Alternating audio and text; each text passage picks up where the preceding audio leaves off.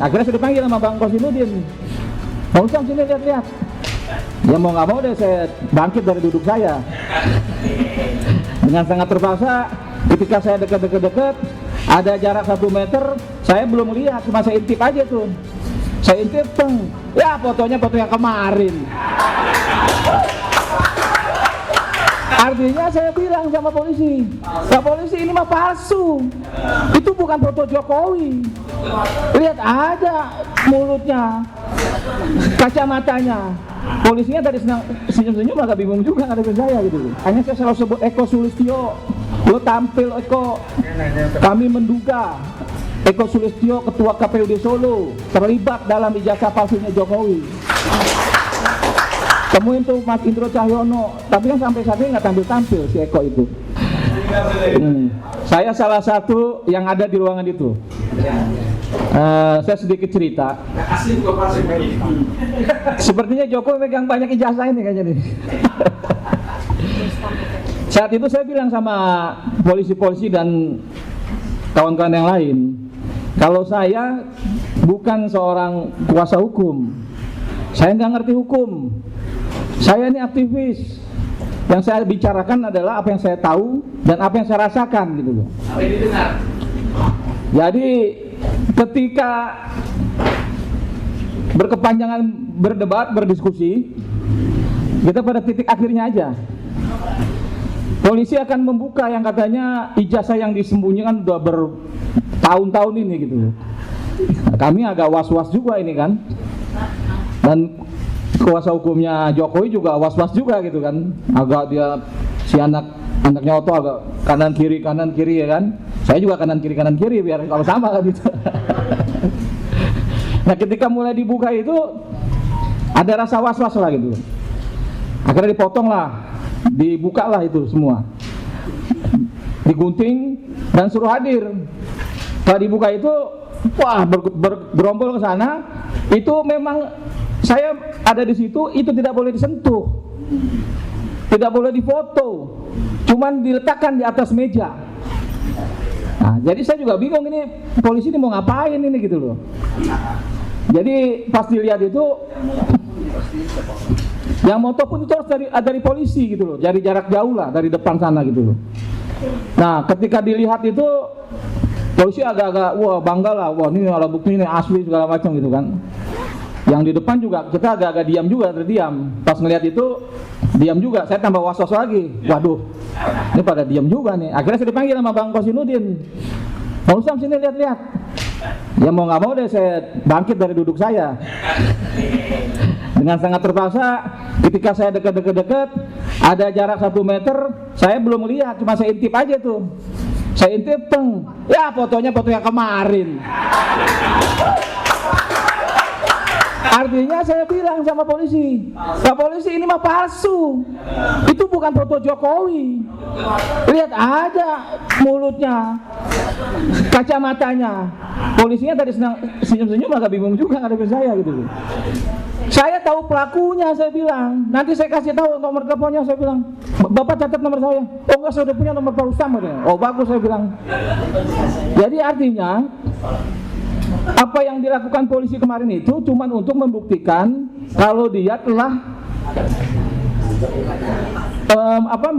menyimpan alat bukti gitu loh, menyita alat bukti, bukan menyatakan itu palsu apa yang dikatakan oleh kuasa hukum Jokowi, bukan menyatakan itu asli, apa yang dinyatakan kuasa hukum wah itu asli, mereka diam, enggak, bukan itu. Orang saya setelah saya bilang palsu, saya balik lagi saya lihat yang mana embosnya, yang mana tulisan UGM-nya hampir nggak kelihatan sama mata saya yang masih nggak pakai kacamata nih. Jadi tipis sekali antara ada dan nggak adanya itu gitu loh. Apalagi yang katanya logo-logo yang kecil-kecil itu, boro-boro mau embos, boro-boro mau diraba gitu loh. Dilihat aja nggak kelihatan gitu loh. Jadi saya menduga ini, waduh, polisi bagaimana bicara ilmunya gitu loh. Jadi jangan membohongi mata rakyat gitu loh. Rakyat itu punya mata nggak bisa dibohongin. Coba ditanya kepada orang-orang lain di luar sana, apa itu foto Jokowi dengan bibirnya yang tebal, dengan kacamatanya, dengan hidungnya, dengan kupingnya? Pasti saya yakin sebagian besar bilang itu bukan Jokowi gitu loh. Kumisnya juga tipis, coba dia jadi diedit tarik kumisnya ini ke sini pindahin ke Jokowi muda, kan pasti nggak ketemu gitu loh. Jadi saya bilang kalau itu memang saya yakini, makanya saya bilang ketika itu dibuka oleh polisi, malah saya meyakini itu palsu. Karena saya kan mencari, kalau palsu itu pasti ada pembuatnya. Saya ini mencari siapa pembuatnya. Kemarin saya ketemu kawan saya, bilang kita ini berperang dengan kawan-kawan kita sendiri yang membuat ijazah itu gitu loh. Nah inilah yang akan kita jejaki. Makanya saya selalu sebut Eko Sulistyo. Lo tampil Eko. Kami menduga Eko Sulistyo, Ketua KPUD Solo, terlibat dalam ijazah palsunya Jokowi. Temuin tuh Mas Indro Cahyono. Tapi kan sampai saat ini nggak tampil-tampil si Eko itu. Jadi artinya, apalagi tadi melihat alat bukti yang dibawa oleh Mas Roy. Setahu saya memang apa yang dia hadirkan di Bareskrim Mabes Polri itu fotokopi. Fotokopi yang ada garis tengahnya, artinya dilipat. Nah, tapi kemarin itu mulus, tidak ada lipatan, dan terlihat memang lebih kayak baru gitu loh. Nah, fotonya juga tajam memang. Kayaknya nggak ada itu tahun 80 kan pasti ada mulutnya tebal jadi tambah tebal lagi karena tintanya melebar kan gitu. Tapi ini enggak kan. Nah, kupingnya juga harusnya tambah panjang lagi karena melebar tintanya gitu. Itu kan enggak. Jadi artinya dengan mata saya aja yang tidak mengerti soal analisa ini itu, mata telanjang gitu kan. Itu saya yakin banget itu bukan foto Jokowi. Jadi tolong Pak Jokowi berkaca-kacalah di rumah gitu loh. Di kamar mandi kah, di kamarnya kah. Tolong berkaca, apa itu muka saya gitu loh. Tapi jangan dibandingkan dengan yang sekarang, pasti jauh berbeda. Yang sekarang ini kan ada botak Pak Jokowi. Itu kan masih agak rambut belah tengah gitu loh. Jadi kalau menurut saya Jokowi berhentilah berbohong begitu gitu. Kita kan rakyat nggak bodoh gitu loh. Terus saya ini kan, saya juga punya foto masa kecil ya, apalagi SMA sampai sekarang. Saya punya identik itu alis saya agak naik gitu kan. Dari dulu sampai sekarang ya begini. Iya kan? Terus juga saya punya hidung agak mancung ke dalam gitu loh. Dari dulu juga begini gitu loh.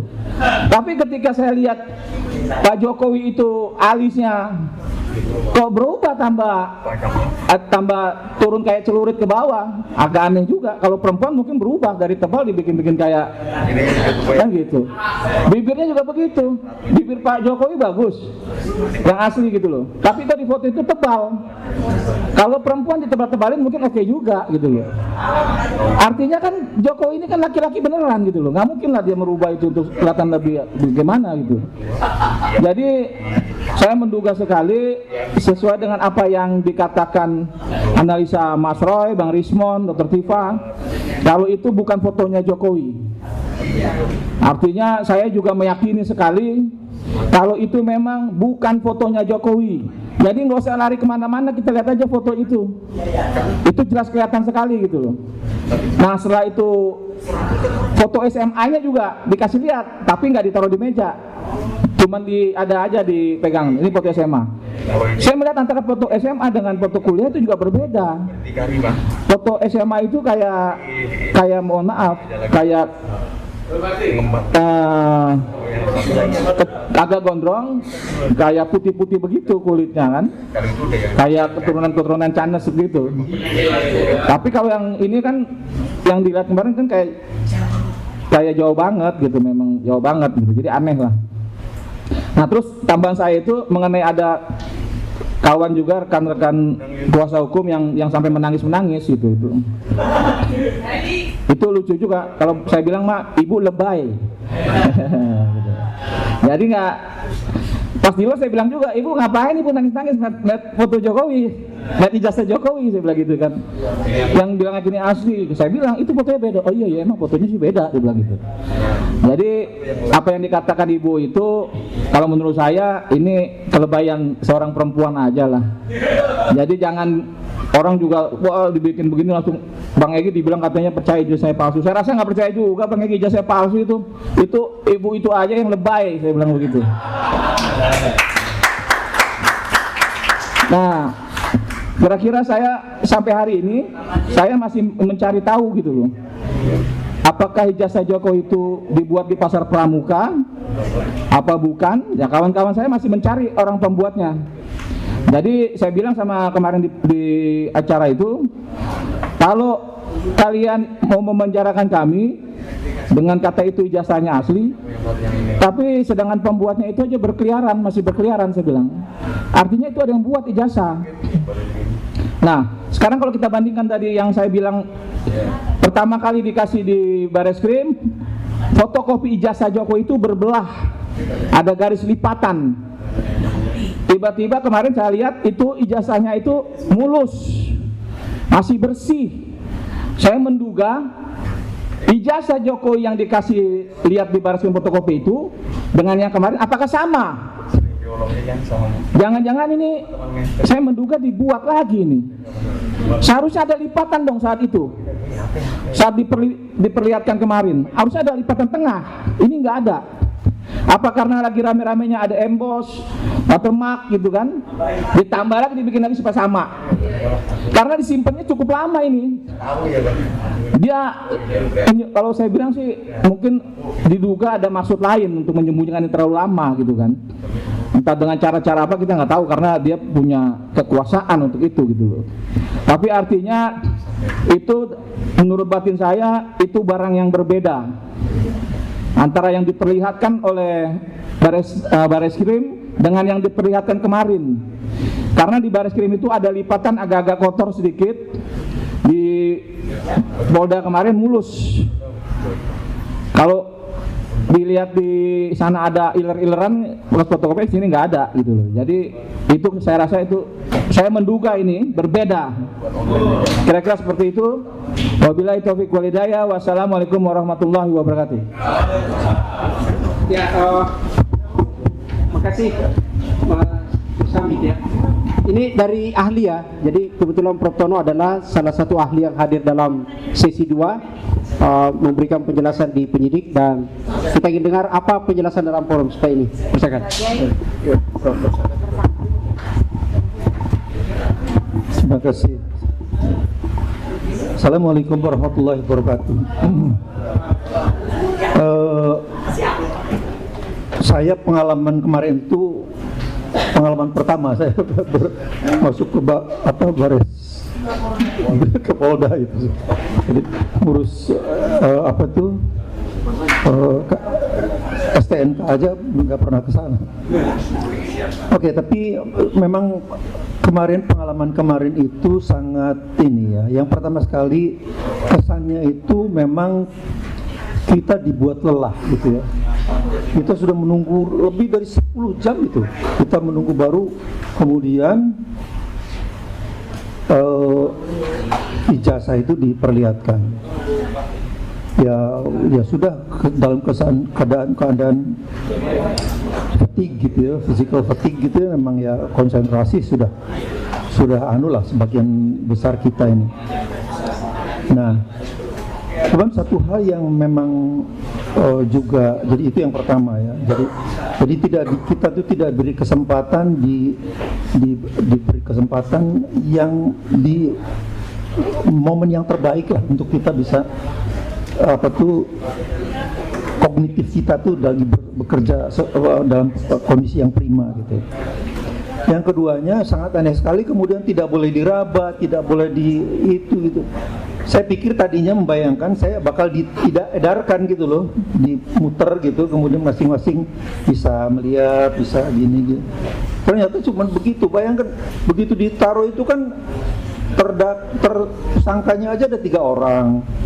Penasihat hukumnya ada mungkin 4 orang, ada ahli juga 3 orang gitu. Ya penuh Jadi memang menurut saya ini ada sesuatu yang sangat tidak adil gitu ya, tidak adil, tidak fair gitu. sudah diberi waktu di 5 menit terakhir sebelum kita berakhir, kita sudah menunggu 10 sampai 11 jam, keadaan kondisi fisik yang sangat lelah gitu ya.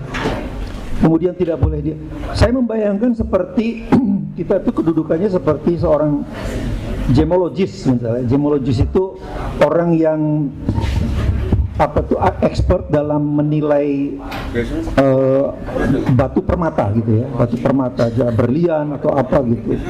Kemudian cuman boleh dilihat, itu kan kacau itu. Mana ada gemologis mau melakukan pemeriksaan atas itu. Kalau dia seorang profesional betul ya tidak akan ditolak itu pasti. Jadi kita juga sebetulnya kondisinya kemarin seperti itu. Kita melihat seperti itu kok harus cuma dilihat doang dan tidak boleh diraba, tidak boleh. Nah, padahal seharusnya itu justru yang paling ideal itu seperti yang dianukan oleh Reza Indragiri di Rakyat Bersuara kemarin itu. Ya, Rakyat Bersuara kemarin. Bikin badan independen yang tidak bias gitu ya. Kemudian kelompok independen lah gitu.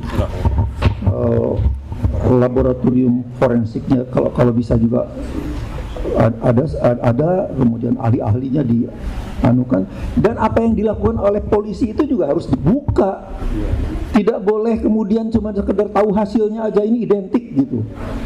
Kita tuh sejak SD itu dididik kalau kita mengerjakan pekerjaan itu ya ada prosesnya kita dituliskan gitu. Itu wajib itu. Kalau kita cuman misalnya ada satu ujian atau ulangan gitu, kita cuman hasilnya aja X gitu. Meskipun itu benar, tapi tanpa proses apa-apa, tanpa proses menunjukkan prosesnya, kan itu pasti ditolak itu oleh gurunya. Jadi bagaimana mungkin kita yang sudah dididik sejak kecil seperti itu, tiba-tiba disampai di kepolisian malah kemudian ini identik apa? Ya identiknya apa? Identik dengan apa? Dengan bagaimana prosesnya, bagaimana metodologinya, bagaimana. Jadi memang ini menurut saya ada sesuatu yang sangat krusial yang maka dari itu saya mengusulkan ya, tadi saya kira sangat bagus sekali apa yang disarankan oleh Ustadz Rizal Fadilah. Ada lembaga independen, ahli-ahli yang independen, kemudian terus apa yang dilakukan oleh kepolisian itu harus terbuka. Ini juga harus penting sekali. Kita tuntut bahwa kepolisian berikan prosesnya. Kemarin kan lihat fotokopi ijazahnya itu ijazah. Iya. Secara orang ahli pandangannya profesi itu kecenderungannya. Ya begini, ya dalam kondisi yang seperti itu saya juga terus terang saya juga malas gitu loh. Kalau bagaimana mungkin orang kita bisa melihat sesuatu bisa objektif melihat cuman gitu. Tapi yang jelas sangat jelas itu betul kalau foto itu kok tampak baru. Oh itu terus memang tidak ada lipatan itu. Cuman memang kalau tidak ada lipatan itu kan bisa jadi bahwa itu di fotokopinya sudah dilipat kemudian di scan lagi kan gitu ya. Jadi itu nolak. Tapi yang jelas itu fotonya itu sangat baru. Dan tolong saya juga Pak Roy Suryo barangkali ya ada udah izin ya. Seingat saya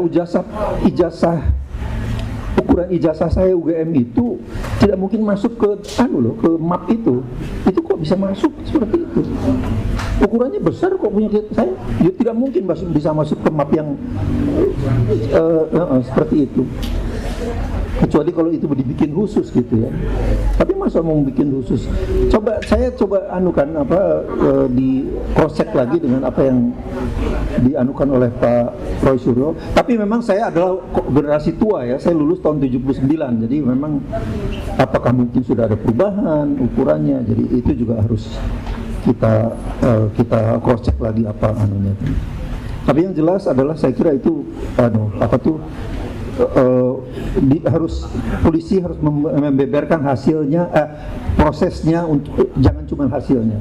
Kemudian bentuk lembaga independen atau komisi yang independen yang tidak bias gitu, tidak berpihak. Nah, kemudian yang paling penting juga, tidak kalah pentingnya juga, semua ijazah baik punya Jokowi dan punya 13 yang lain yang dianukan itu di-scan dengan resolusi tinggi. Scan dengan resolusi tinggi itu kemudian kita uji, kita lakukan pengukuran lah gitu ya dengan akurat gitu. Saya kira itu harus dilakukan itu, karena ada uji forensik yang lainnya juga, misalnya untuk secara kimiawi, misalnya carbon datingnya gitu ya, kemudian tintanya, umur tintanya itu juga. Nah, tapi itu polisi harus betul-betul transparan, jangan kemudian dicari hasil diberikan hasilnya aja bahwa ini sudah identik. Itu menurut saya enggak ini. Jadi yang berwenang itu memang sekarang berdasarkan undang-undang adalah polisi. Tapi ya jangan sewenang-wenang gitu ya kan. Berwenang itu bukan berarti harus bisa sewenang-wenang, karena kalau seperti itu artinya kemudian memperlakukan kita ini semua ya sudah, lu percaya aja dah sama gua kan gitu. Kan nggak bisa dong seperti itu. Jadi ini yang menurut saya scan dengan sebaik-baiknya, kemudian kita lakukan pengukuran yang detail antara huruf, antara foto, bagaimana detailnya, tadi soal bibir, lebar bibir, ketebalan telinga, jaraknya berapa dengan foto-foto Pak Jokowi yang sekarang. Ya, itu harus kita lakukan. Polisi juga silahkan melakukan, tapi dengan yang transparan. Kita juga melakukannya dengan transparan. Gitu. Saya kira